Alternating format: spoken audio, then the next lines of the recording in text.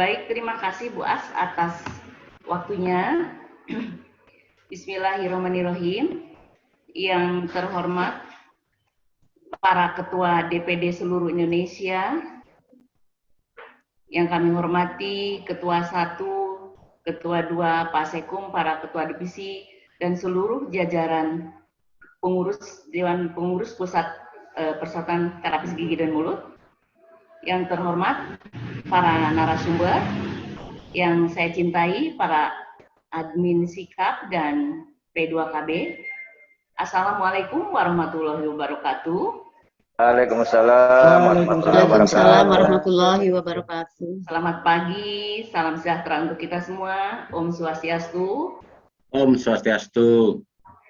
Alhamdulillah, puji syukur pada Allah Subhanahu wa Ta'ala, berkat ridho dan karunia-Nya kita bisa dipertemukan, diberikan sehat dalam rangka silaturahmi, pertemuan evaluasi P2KB dan Sikap.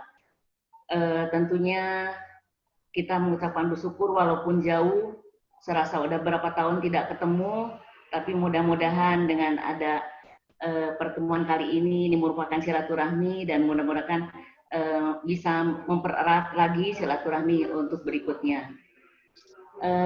Bapak Ibu yang saya hormati, sebelum menyampaikan hal-hal yang terkait dengan evaluasi Sikap dan P2KB, tentunya Ibu ingin menyampaikan sesuatu, sesuatu yang tentunya bukan, kalau nanti mungkin di Munas mungkin itu kan seremonial banget gitu ya. Nah sekarang mah tidak terlalu kaku, jadi bolehlah sedikit agak tidak terlalu kaku lah gitu. Tetapi ada sesuatu yang ingin disampaikan kepada Bapak Ibu. Yang pertama, Munas ini tentunya kalau menurut Ibu sendiri sebetulnya bukan hitungan bulan, tapi sepertinya hitungan hari ya, gitu ya. Jadi rasanya udah dekat. Tentunya dari hati yang paling dalam, baik secara pribadi maupun kepengurusan Ibu sebagai Ketua Umum, akan menyampaikan terima kasih yang amat sangat kepada Bapak Ibu semua yang telah memberikan bantuan, memberikan dukungan kepada Ibu selama Ibu membimbing bersama-sama selama 2 periode. Ucapkan terima kasih karena apa? Tanpa bantuan, tanpa dukungan dari Bapak Ibu, tentunya profesi kita tidak semaju yang kita rasakan saat ini. Menurut saya sendiri rasanya kita udah selangkah lebih maju lah gitu ya. Yang kedua tentunya dari pribadi maupun profesi, mohon dibukakan pintu maaf karena kita tahu manusia tidak ada yang sempurna adalah milik Allah. Jadi untuk itu bukakanlah pintu maaf atas silap dan kesalahan Ibu selama ini gitu. Jadi yang pertama tadi jadi terima kasih, kedua tentunya permohonan maaf, mudah-mudahan mana tahu ada hal-hal yang merasa pernah ya saya galak gitu, Ibu galak gitu ya, jadi mohon dibukakan pintu maaf. Kemudian berikutnya selain minta maaf, yang ketiga tentunya mau menyampaikan untuk progres-progres, karena apa? Progres-progres yang sudah berjalan mungkin belum maksimal karena ini kan kita 1 tahun ini memang terhalang oleh pandemi, jadi memang ada beberapa progres yang seharusnya udah agak lari kemana tapi masih agak stuck ya. Di antaranya mungkin jabatan fungsional, tetapi insya Allah nanti di habis Lebaran kemarin kami rapat dengan Puslat, insya Allah habis Lebaran nanti ada pertemuan untuk membahas tentang juknis. Dan Ibu sampaikan juga bahwa sebetulnya bukan Ibu Ria ya, di antara 30 profesi, alhamdulillah kita ini 3 profesi kita tuh selalu bergandengan dengan perawat, bidan, dan terapis gigi. Nah, kita ini untuk proses juknis ini memang bertiga juga. Jadi besok yang sudah masuk ke Hukormas itu baru perawat. Nanti kami dengan bidan ketika sudah di ACC yang perawat juknisnya baru masuk yang punya terapis gigi dan mulut serta bidan. Kenapa saya sampaikan di sini? Karena supaya ketika ibu ada pertanyaan dari teman-teman anggota, ibu bisa menyampaikan.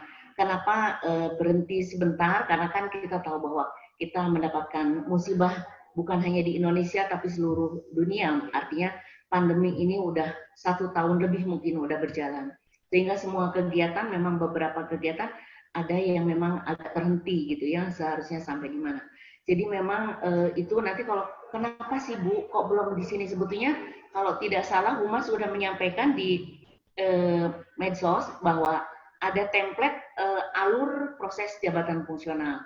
Jadi insya Allah nanti habis Lebaran baru akan memproses terkait dengan juknis dan itu baru dimasukkan yang punya kita dan bidan ke Hukormas. Setelah dari Hukormas baru ke Hukor gitu ya. Yang ketiga tentunya ini yang paling apa ya, yang paling dirasakan oleh Ibu sangat amat penting. Tentunya periode Ibu udah habis. Ini harapan Ibu sendiri dari hati yang paling dalam. Inginnya itu pengganti Ibu tuh tentunya ingin yang memang sudah dikaderisasi oleh Ibu gitu ya. Karena apa? Jujur selama ini Ibu sudah merasa satu langkah, udah merasa satu napas sehingga kalau berhenti kayaknya nggak nyambung gitu. Itu tapi bukan berarti saya mengarah, karena saya mungkin berkeinginan bahwa pengganti Ibu adalah yang sudah dikaderisasi oleh Ibu. Mungkin Bapak Ibu juga udah paham siapa, karena jujur bukan saja dia di kader tapi dia juga sebetulnya banyak memberikan inspirasi, banyak memberikan ide-ide ketika Ibu lengah sedikit. Jadi ketika Ibu lengah, beliau memang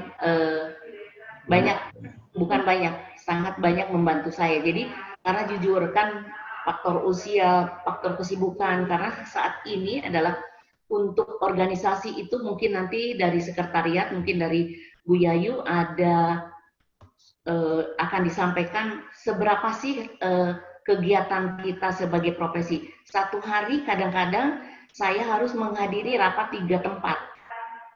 Ketika 3 tempat itu kan kita harus memposisikan sebagai pimpinan mana yang harus saya hadiri. Yang 2 tempat mungkin harus didisposisikan kepada orang-orang yang memang betul-betul sesuai, yang memang betul-betul expert di bidang situ. Nah, begitu juga saya berharap kepada Bapak Ibu di daerah, mulailah belajar, termasuk saya sendiri masih tetap belajar bagaimana kita memberikan kaderisasi. Saya selain kepada Bapak Ibu, terutamanya yang mengucapkan terima kasih yang amat sangat tentunya kepada tim, kepada Ketua 1, Ketua 2, Pak Sekum yang luar biasa membantu saya. Kemudian dari tiap departemen, baik data, dari humas, dari keuangan, dari pendidikan, pelatihan, dari hukum, saya rasanya seperti mesin. Jadi di DPP ini seperti otomatis ya. Makanya saya harapannya mudah-mudahan nanti siapapun yang menjadi pengganti Ibu, mungkin Bapak Ibu bisa menebak, boleh tebak-tebak buah semangka ya.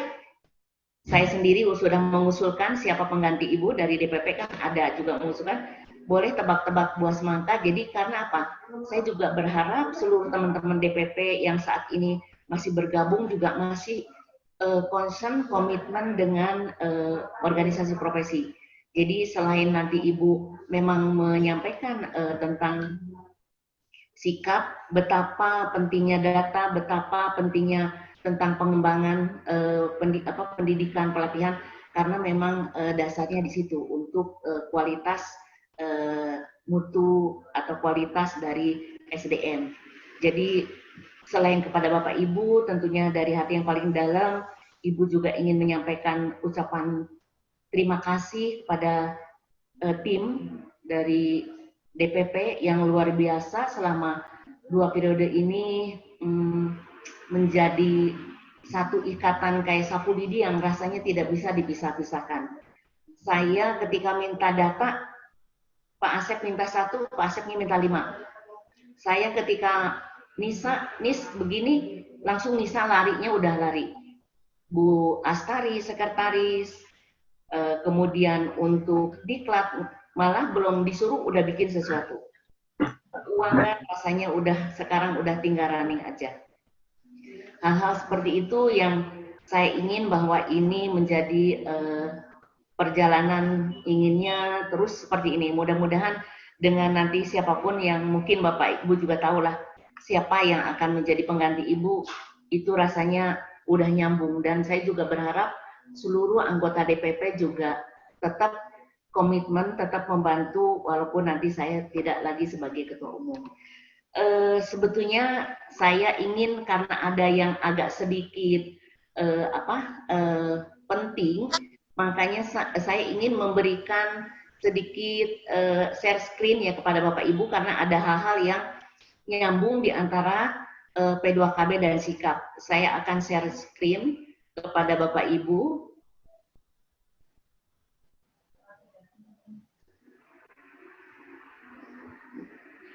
Sebentar ya. Kok nggak bisa? Oke. Bapak Ibu sudah bisa lihat? Bapak Ibu udah? Siap. Baik, Sudah, Bu. jadi Sudah, Bu. begini. Baik, Bu. kalau Sudah. tadi mungkin saya cerita tentang saya bukan, ya walaupun tinggal beberapa minggu, artinya saya menyampaikan sesuatu kepada Bapak Ibu, kemudian ini menyambung dengan kegiatan hari ini, kenapa betapa pentingnya tentang aplikasi, baik itu untuk data maupun P2KB. Bapak Ibu tahu, dan saya berharap bahwa regulasi-regulasi ini, oh maaf, ini standar profesi belum ketulis. Jadi betapa pentingnya, dan sekarang insya Allah mungkin setelah Lebaran SKKNI juga akan segera di konvensi. Kemarin udah prakonvensi. Jadi betul-betul tim di DPP ini ada tim yang khusus untuk ngurusin SKKNI, misalnya Pak Sulur dan tim, ada Pak Deru dan semuanya ada tim Jakung, ada tim Juknis, ada pokoknya lengkap banget. Makanya saya berharap bahwa teman-teman di DPP ini mudah-mudahan jangan ditinggalkan lah, tolong masih tetap bergabung.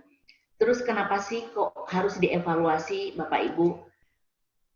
Data itu sangat penting. Dari data tentunya kita akan membuat perencanaan. Kalau mungkin di pemerintah, karena terus terang di sini nih, yang hadir di sini ada kepala-kepala Bapeda, yaitu dari Jawa Barat sama dari NTB, itu ada kepala Bapeda. Dari data ini akan menjadikan suatu perencanaan, baik untuk peningkatan mutu SDM maupun untuk perencanaan lainnya. Nah, kita ketahui dari beberapa regulasi tadi di atas, yaitu ada namanya turunannya berbentuk atau berupa juknis, juklak. Nah, kemudian organisasi juga Ini dong. membuat turunan daripada juklak juknis, yaitu berupa pedoman-pedoman.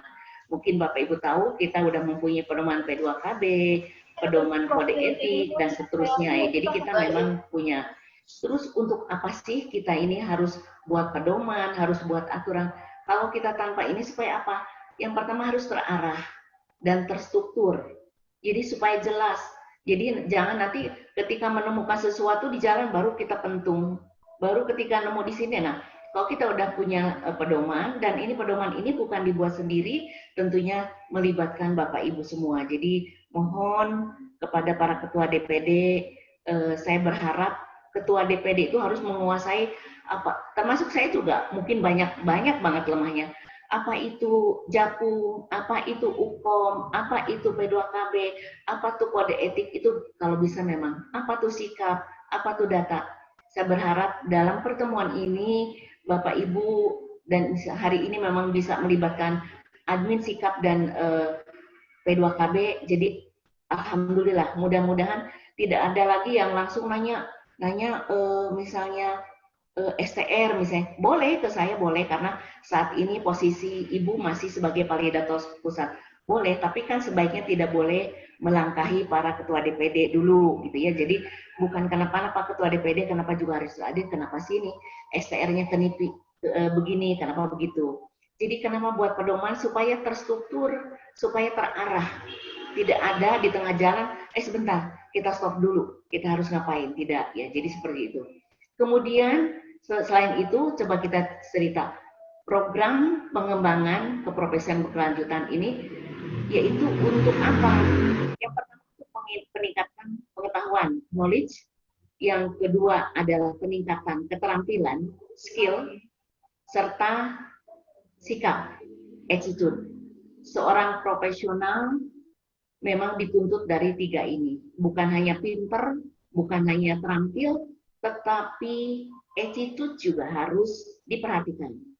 Nah, di bawah, kenapa saya highlight lagi, P2KB ini bukan saja hanya meningkatkan kualitas, tapi juga harus dipertahankan. Artinya kenapa sekarang sudah banyak profesi-profesi lain, contoh salah satu misalnya teman kita duduk di struktural 5 tahun, tidak punya STR. Saat ini memang di beberapa profesi, ketika memang mau membuat STR, dia harus hukum dulu. Nah itu udah ada ketentuan-ketentuan seperti itu. Jadi bukan hanya untuk peningkatan, tapi juga mempertahankan kompetensi itu harus dimiliki oleh seseorang profesional. Selanjutnya P2KB. Tadi saya udah sampaikan bahwa selain meningkatkan adalah untuk mempertahankan si kompetensi ini. Tetapi lagi-lagi Bapak Ibu yang seharusnya update ilmu, kebanyakan belakangan ini semua teman-teman kelihatannya ya, ada juga yang sekedar update sertifikat. Nah itu hal seperti ini yang saya tidak inginkan ya. Jadi Bapak Ibu sebaiknya ya update ilmu, walaupun sudah cukup, saya bangga, saya apresiasi bagi teman-teman yang sudah mencukupi SKP-nya, tetapi masih mengikuti seminar, masih mengikuti pelatihan-pelatihan, memang dia haus ilmu gitu ya. Sebetulnya saya juga mungkin orang yang gitu, mungkin Bapak Ibu tahu bahwa saya juga memang mengikuti pendidikan tuh udah berumur banget gitu ya. Kenapa? Karena saya juga orangnya pengen tahu ya, harus pengen tahu gitu ya. Kemudian betapa pentingnya pedoman, betapa pentingnya regulasi itu kita dibuat pedoman, karena pedoman ini juga bukan hanya sekedar diatur oleh internal DPP, internal DPD, itu tidak boleh.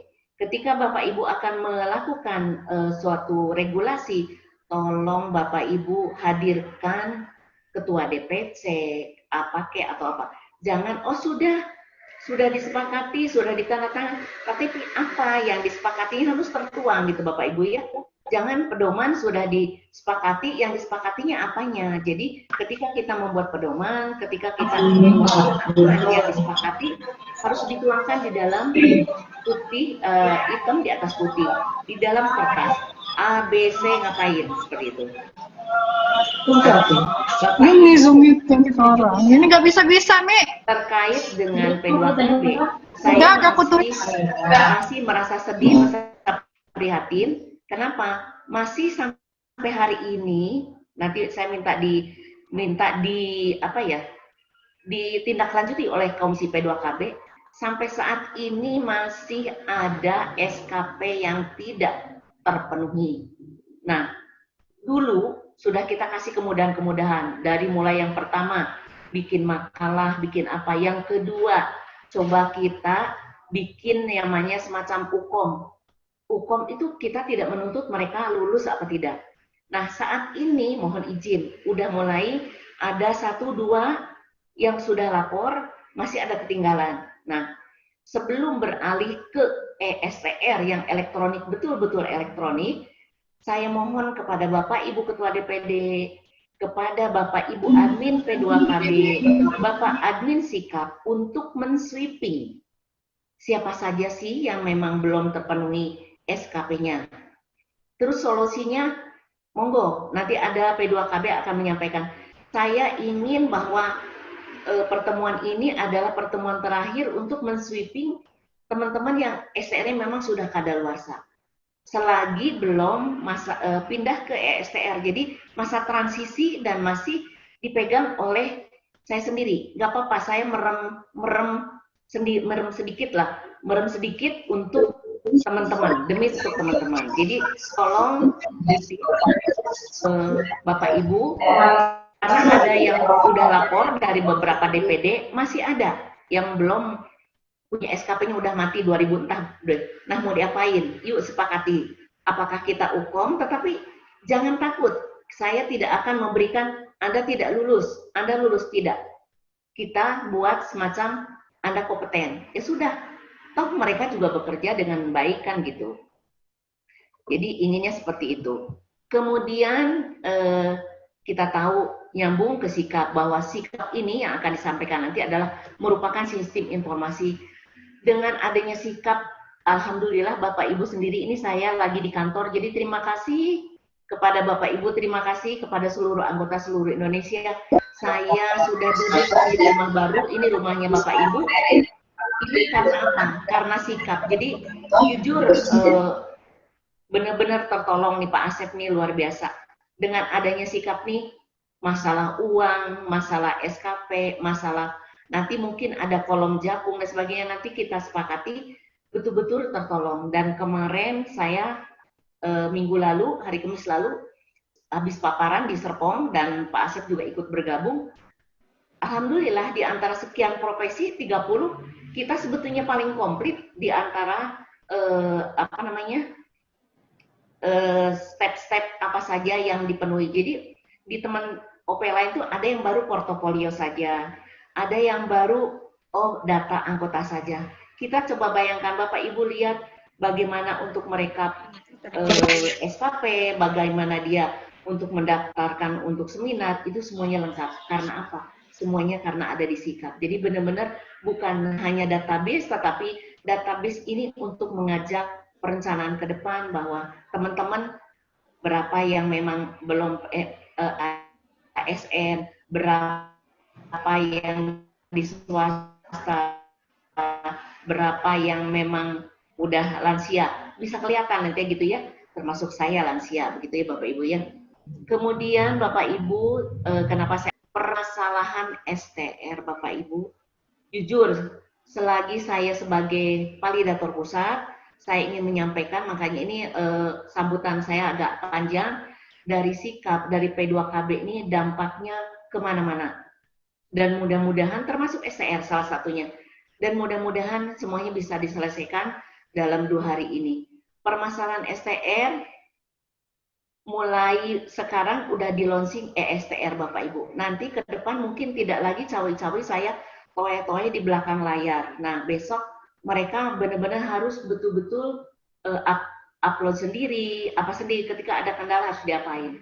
Nah, di Permenkes saya tidak akan disampaikan beberapa pasal terkait dengan STR, tapi yang paling krusial, yaitu yang pertama sekarang di pasal 8 itu ada 3 item, ya, registrasi ulang. Jadi registrasi itu ada registrasi masa berlaku, ada registrasi alih profesi, kemudian ada lagi peningkatan level kompetensi.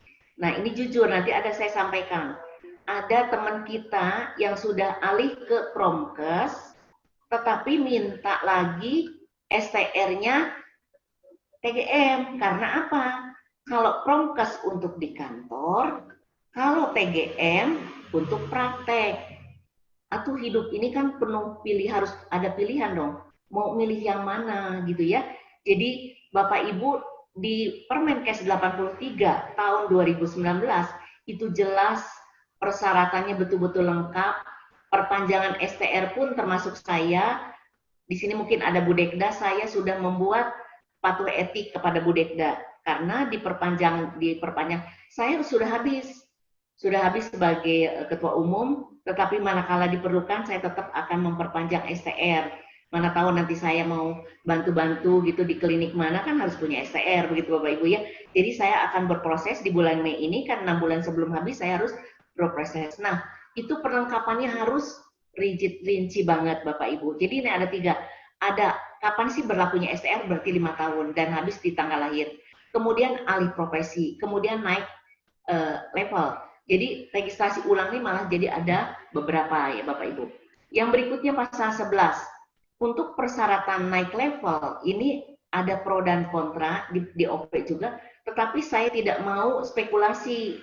Jadi tolong untuk yang naik level per 2018 tetap harus yang B ini tetap dilampirkan sertifikat kompetensi yang lulusan Oktober 2018, Bapak Ibu. Nah, seringkali Serkomnya nggak tahu teman-teman tuh apakah takut gitu, Ukom gitu tidak menyertakan, sedangkan di persyaratan harus ada gitu Bapak Ibu ya. Jadi untuk naik level yang saya kasih highlight merah ini kudu wajib ada yang namanya, kalau memang ijazah sesuai peningkatan level pasti, misalnya dari SPRG ke D3 ya pasti itu ada ijazahnya. Kemudian yang SPRG pakai RPL ada. Kemudian D3 ke D4 ada. Hanya untuk RPL tidak diwajibkan sertifikat kompetensi. Tetapi bagi kelas karyawan yang memang lulus di atas 2018 itu harus melampirkan sertifikat kompetensi. Saya tidak mau berspekulasi, udah deh. Tapi nanti monggo disepakati seperti apa, karena masih ada yang lari-lari tidak punya sertifikat kompetensi. Ini yang paling seru yang terakhir. Lihat Bapak Ibu, syarat pengajuan STR bagi lulusan RPL. Yang pertama ijazah baru, RPL dong, D3 ya. Yang kemudian kalau namanya RPL pasti dong yang di highlight merah punya STR lama. Nah, ini tolong bagi teman-teman yang RPL harus melampirkan STR lama dan surat. Jadi cukup 3 saja. Cukup ijazah. Nah, kemudian ini yang paling ini sampai malu ya, ditutup mukanya tapi dia ngintip sedikit.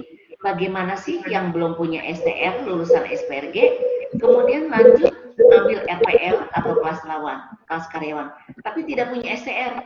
Nah, mangga kita sepakati, kita bicara dengan Komisi P2KB mau diapain yang seperti ini. Tetapi yang sudah saya proses untuk Bapak Ibu yang RPL tidak ada STR-nya, tolong masuk, tetapi ketika masuk registrasi, kabarin saya. Masuk ke registrasi pertama, namanya registrasi awal, tapi tolong kalau mau masuk itu habis maghrib, karena saya biasanya buka laptop untuk validasi biasanya di atas maghrib, sehingga tolong WA aja bahwa Bu, saya lulusan SPR tapi nggak punya STR, sehingga saya langsung lanjutkan untuk dibuatkan STR baru. Kebanyakan Bapak Ibu yang saya kembalikan, mereka tidak punya STR, masuk ke baru, tidak menyertakan Serkom, saya bolak-balik capek juga. Ada yang bolak-balik sampai 5 kali, lebih 5 kali. Jadi bagi teman-teman yang tidak punya STR lama, tolong kabarin saya. Tetapi sebaiknya kabarinya ke ketua DPD gitu. Kalau saya nanti semua teman-teman, Bu saya nggak punya STR Bu, waduh banyak juga. Ini banyak juga memang yang langsung. Sebaiknya juga hargainlah ketua DPD ya, matur ke ketua DPD, Pak Bu saya tidak punya STR lama, saya ikut RPL, gimana caranya? Nanti suruh masuk, tetapi tolong malam tolong toel saya, Bu saya tidak punya STR tapi masuk sini, nanti saya lanjutkan. Seperti itu ya. Jadi saya untuk kali ini memang betul-betul ingin menolong Bapak Ibu. Nah, isu yang paling strategis untuk terkait STR, tolong Bapak Ibu persyaratannya harus lengkap untuk Permenkes ini.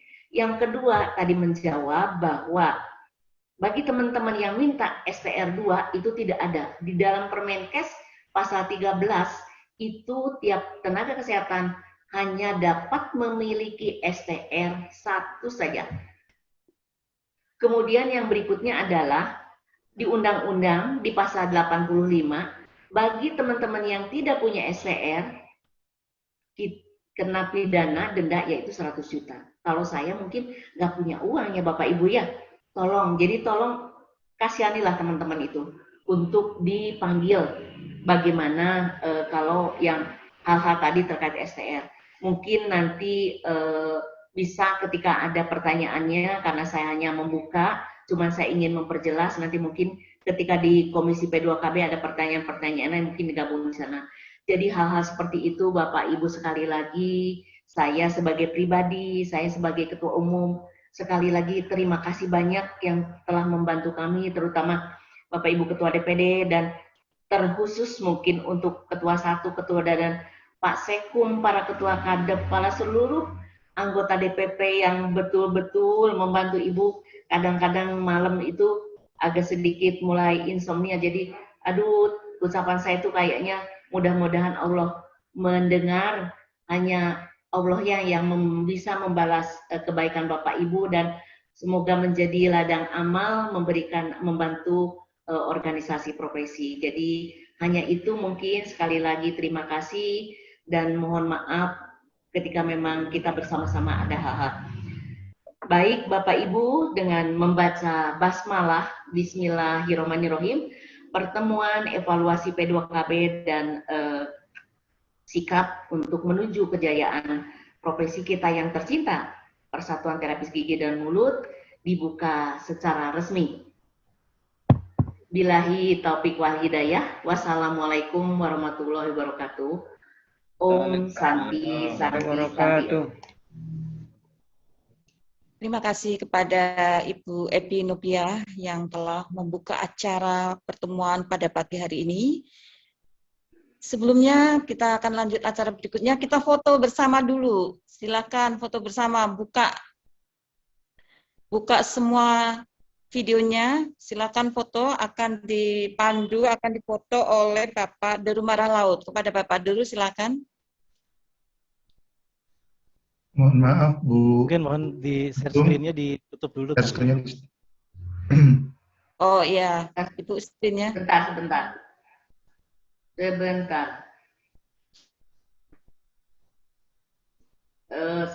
Screen-nya ke ini ya, yuk. Aduh, sebentar.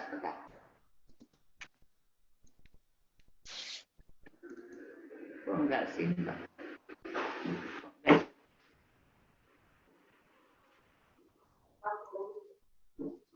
Udah ya. Terima kasih Ibu. Baik Bapak Ibu, kita ambil foto dulu ya sebentar. Ada 3 halaman, jadi kita akan ambil 3 kali ya. Bismillahirrahmanirrahim. 1, 2, 3. Mari ya. Baru halaman pertama. Halaman kedua. Ya, 1, 2, 3.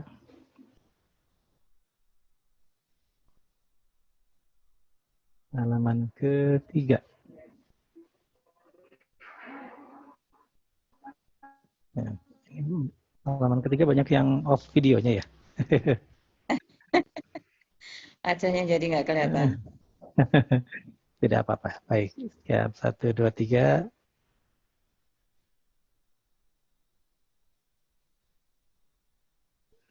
Ya, terima kasih Bapak Ibu sekalian. Saya kembalikan ke Ibu Astari. Terima kasih Bapak Deru. Baiklah teman-teman, Bapak Ibu, kita akan lanjut ke acara berikutnya. Penyampaian isu terkini yang akan disampaikan oleh Bapak Jaini Dahlan SSIT MPH dan akan dipandu atau dimoderatorin oleh Bapak Deru Marah Laut SSIT MKes. Kepada Bapak Deru kami persilahkan.